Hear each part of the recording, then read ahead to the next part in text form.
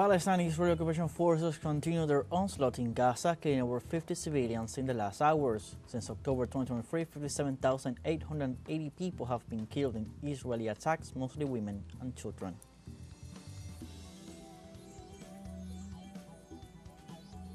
U.S. Minister of Foreign Affairs Bruno Rodriguez rejected the new sanctions imposed by the United States government against Cuba as part of the continuation of its aggressive measures against the island.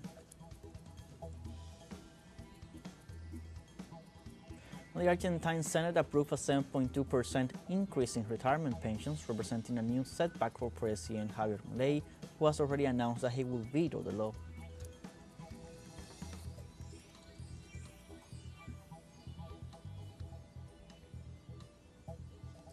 Hello, welcome from the South. I'm Luis Alberto Matos from the TeleSUR studios in Havana, Cuba. We begin with the news. Stay with us.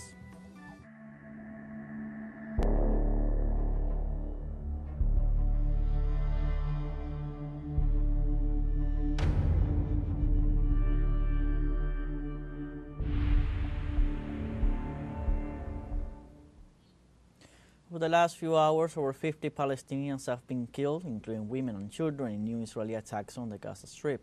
According to health agencies, over 200 people were injured, many of them seriously wounded. Emergency teams are having difficulty rescuing victims trapped under the rubble as Israeli forces continue to obstruct their efforts.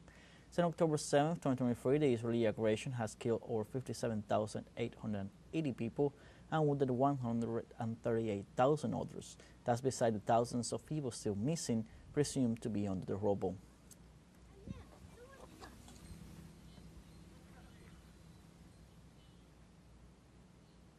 And in this context, Palestinian health personnel warned that at least 67 children have died of severe malnutrition in recent months due to the humanitarian crisis caused by the Israeli siege.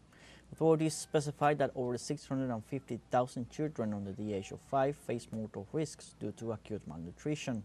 The blockade imposed by Israel since the beginning of March has completely stopped the entry of food, medicines, and basic supplies, leading to extreme famine in the coastal enclave.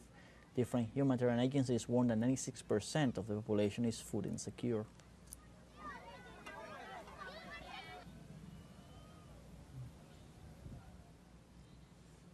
Meanwhile, in Yemen, citizens mobilized in over 500 squares in support of Palestine against Israeli genocide.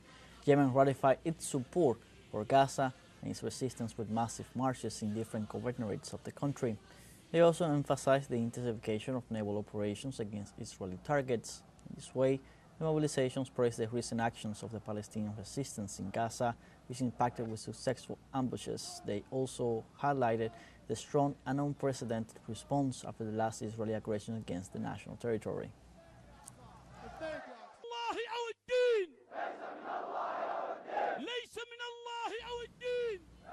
And moving on to other news, fuel control switches for the engines of the Air India flight that crashed on June 12 in Ahmedabad were moved from the run to the cutoff position movements before impact, starving both engines of fuel.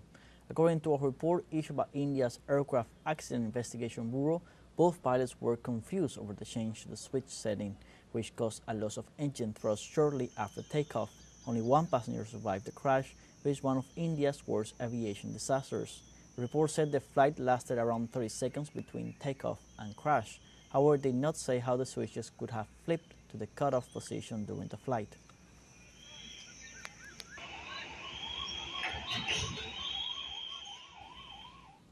The National Human Rights Commission of Kenya reported that the death toll in the recent social protests in the country has risen to 38, while the number of people injured has reached 130.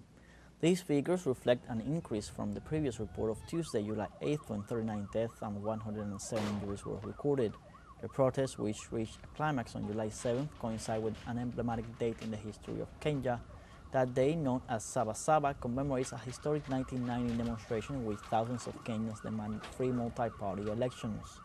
Kenyans are demonstrating for better governance and police accountability, as well as demanding the impeachment of President William Ruto for alleged corruption.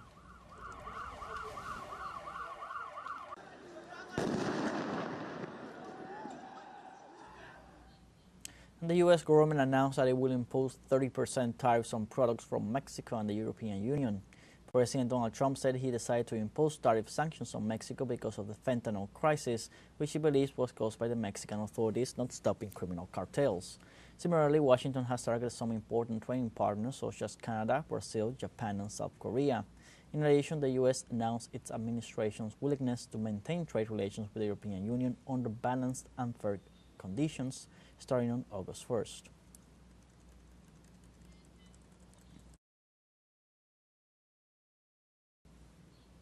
And also in the United States, the Donald Trump administration was ordered to stop immigration raids in Southern California for being discriminatory and based on race, skin color, and language of the people. Magistrate Judge Mame Frimpong issued on Friday the order to stop the immigration raids and to prevent the federal government from limiting the access of lawyers to a migrant detention center in Los Angeles. The order was issued in response to a lawsuit filed in California District Court on June 22nd by affected individuals and human rights groups. The lawsuit was prompted by the violent assault on the workers by masked individuals wearing only a border patrol vest.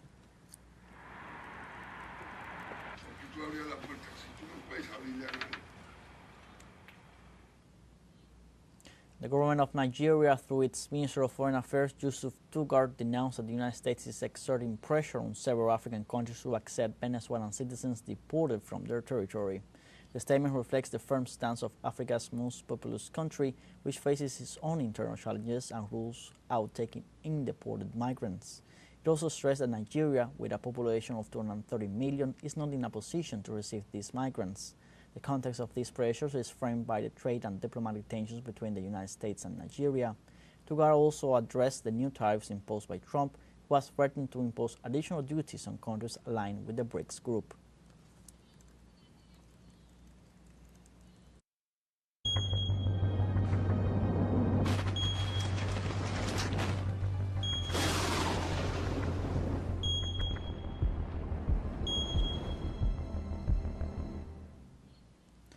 And in the United States, communities in rural parts of Vermont woke up to find their homes and roads damaged once again due to heavy rainfall and flash flooding.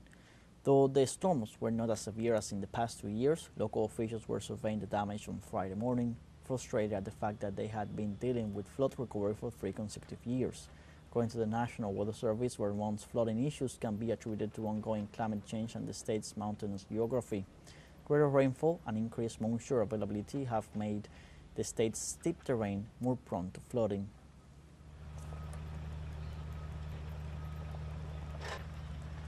I looked out the window and everything was coming down over the road and down into our driveway. It's probably a good 2 feet from the road dropping down. It looked like a waterfall. This year by far did the worst amount of damage with the least amount of rain, which didn't make a whole lot of sense. I just think it came so fast that it was such a flash flood. We now have our first break coming up. Remember, you can join us on TikTok at TeleSUR English, where you'll find news in different formats, news updates, and much more. And I'll be right back. Stay with us.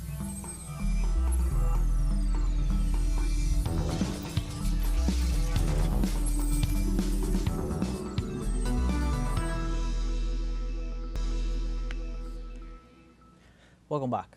Cuba's Minister of Foreign Affairs, Bruno Rodriguez, rejected the new sanctions imposed by the United States government against Cuba as part of the continuation of its aggressive measures against the island.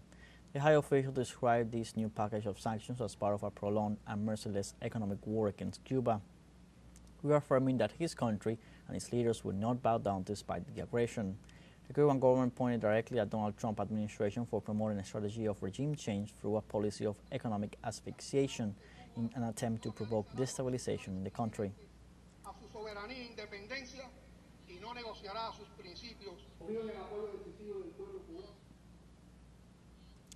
In this context, the U.S. Department of State announced that it will impose a new package of sanctions against the President of Cuba, Miguel Díaz-Canel, the Ministry of the Revolutionary Armed Forces, and the Ministry of the Interior of Cuba. Sanctions include direct visa bans for family members of those sanctions, as well as measures limiting the travel of members of the Cuban judicial and prison systems. This new package of unilateral coercive measures against the island adds to the blockade and restrictions that have been enforced for more than 60 years and coincide with the aggressive plan of Donald Trump's administration against the country.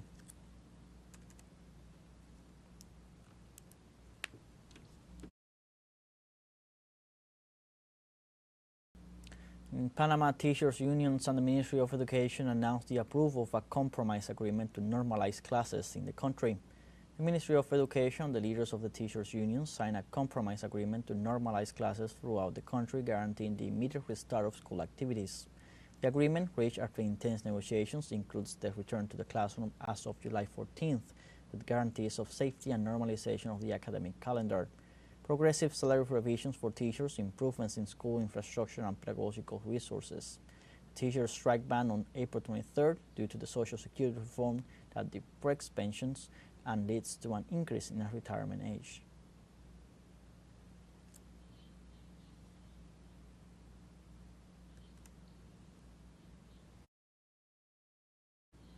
And Colombian authorities captured an alleged leader of the Italian 'Ndrangheta mafia operating in Latin America, who is accused of managing illegal trafficking routes to Europe.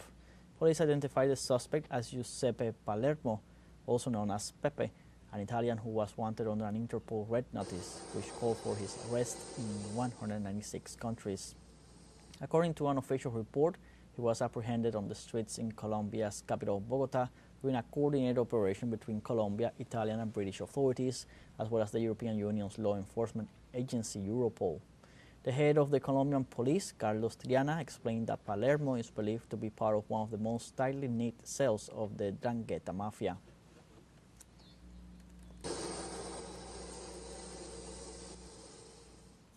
And in Peru, the National Confederation of Small and Artisanal Mining announced it will offer a 24-hour truce to the government after almost 12 days of blocking the main bridge of the Panamericana Sur highway. The truce has allowed the re-establishment of traffic after days of blockade, said as a protest measure implemented by more than 3,500 informal miners who demand the extension of the Integral Mining Formalization Registry and the approval of the artisanal and small-scale mining law. Although initially the government of Dina Boluarte promised dialogue, agents of the National Police have already begun to intervene with force and have remained in the area to prevent the protesters from retaking this stretch of the Pan American Sur highway.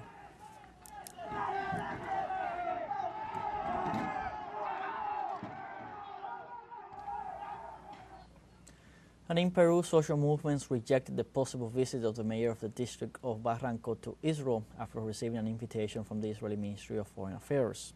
Members of the Palestinian Federation in Peru staged a sit-in in front of the municipality of Barranco in view of the possibility the mayoress of the district will attend the invitation of the Israeli Ministry of Foreign Affairs, sentencing that it would represent a lack of respect for humanity and a disproportionate act to travel to a place considered by international organizations as a genocidal state.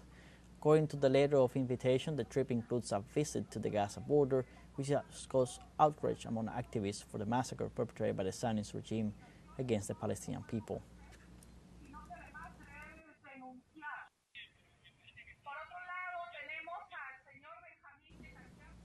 And in Brazil, citizens mobilized in rejection of the 50% tariffs imposed by U.S. President Donald Trump against the country. Demonstrators accused the Republican president of using trade as a tool of political pressure against Brazil, while they demanded prison for Bolsonaro. The mobilization also showed a crowd gathering in one of the main financial axes of the city, with banners and posters expressing their discontent. It should be noted that the protest was born as a response to the congressional veto against the projects of President Lula da Silva's government that sought to levy more taxes on large companies and banking transactions, but at the same time it became a march to reject the tariffs imposed by Trump against Brazil.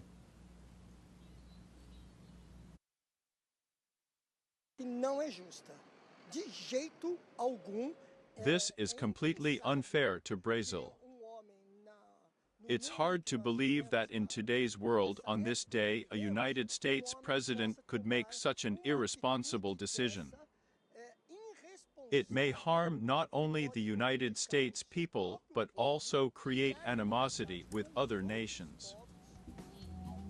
We now have our second break coming up. We invite you to visit our Facebook page at TeleSUR English. There you'll be able to watch our top stories, special live coverage, and much more. Follow our page and activate the notification button to stay up to date on the world's most recent events. Final short break, don't go away.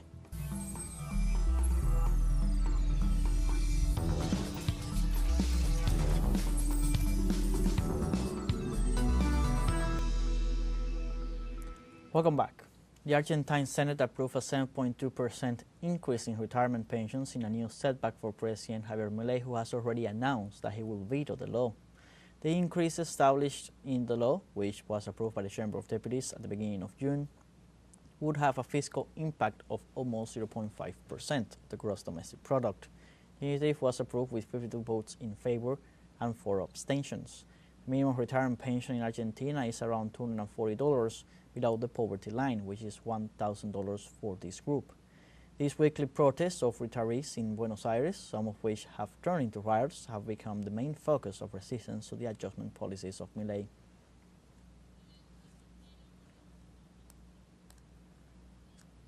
An Argentine justice has indicted former President Alberto Fernandez for alleged irregularities in the procurement of insurance for public agencies during his term of office. Fernandez faces a charge of negotiations incompatible with public office, with sentences ranging from 1 to 6 years in prison and life disqualification. This being his fourth indictment for corruption after leaving the government. Fellow Judge Sebastián Casanello sustains that the former president favored the economic interests of Héctor Martínez Sosa, an insurance broker. The ruling also orders a seizure of more than $11.57 million of the former president's assets.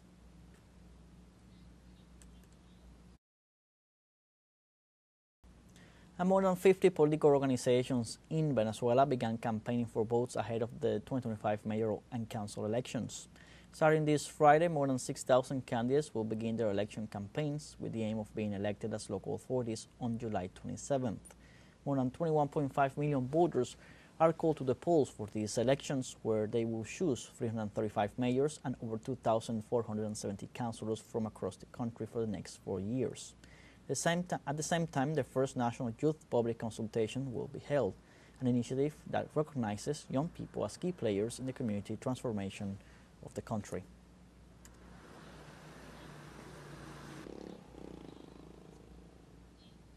And in this context, the chief of the Unified Campaign for the Municipal and Council elections, Jorge Rodriguez, delivered a speech as the nation readies for the upcoming polls. Rodriguez highlighted the importance of consolidating peaceful democracy in the nation as the country completes the process of renewal of all elected powers that began with the presidential election of 2024. He also underscored that a prevalent topic throughout the campaign will be the ongoing demand that the U.S. return the kidnapped Venezuelan children illegally separated from their families through Trump's migration policies.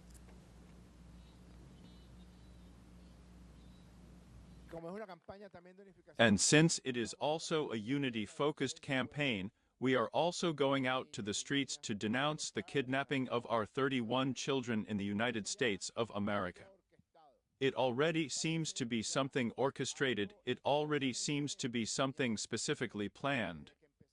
Because since we started to denounce that they were separating migrant families in the United States of America, that they were taking the mothers to detention centers without them having committed any crime, without them having committed any fault, and sometimes for 8 months, 10 months, a year, 14 months, in those detention centers, without seeing a judge, without knowing why they were deprived of their freedom, and the most serious thing they were doing to those mothers, to those Venezuelan women, was separating them from their children and taking them, in the best of cases, to some centers, supposedly shelters.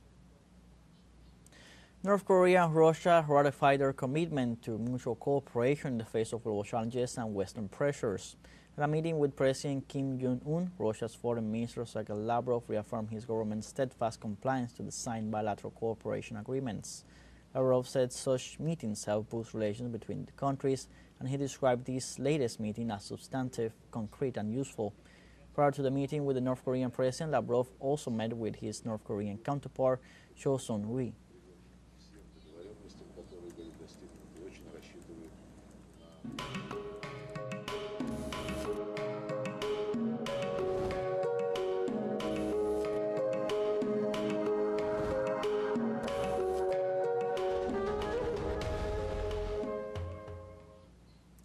An area of ancient indigenous rock art in Western Australia has been granted World Heritage status by the United Nations Educational, Scientific and Cultural Organization on Friday. The committee and supporters here as UNESCO member states unanimously voted to inscribe the Murujuga cultural landscape on the list.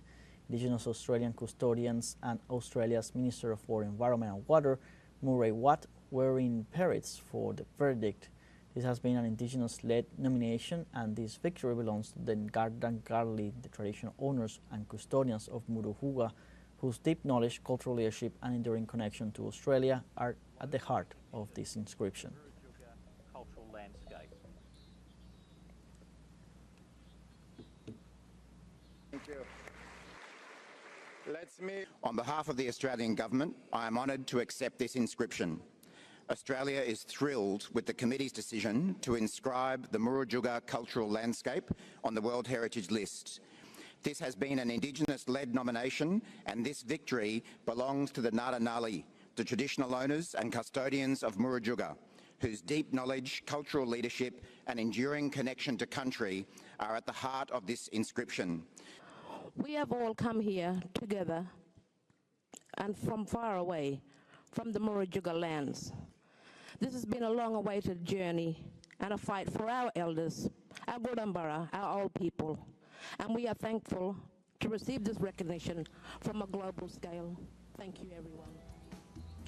At least we have come to the end of this news brief. You can find these and many other stories on our website at TeleSUR.net. Join us on social media, X, Instagram, Telegram, and TikTok. TeleSUR English, I'm Luis Alberto Matos. Thank you for watching.